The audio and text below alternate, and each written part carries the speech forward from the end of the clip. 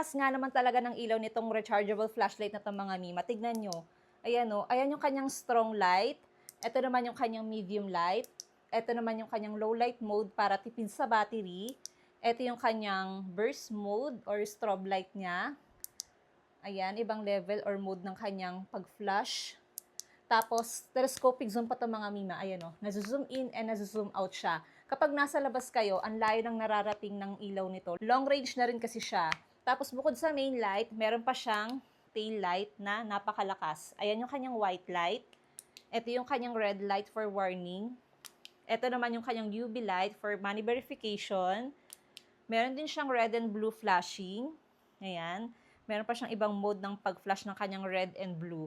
Bukod doon, waterproof and rechargeable na rin itong mga Mima. Tapos naglalas siya ng up to 4 hours. Depende yan sa paggamit. Tignan nyo, napakalakas. Kaya magagamit nyo ito sa dilim o kaya kapag nag-brown out dyan sa inyo. Kaya for the go na.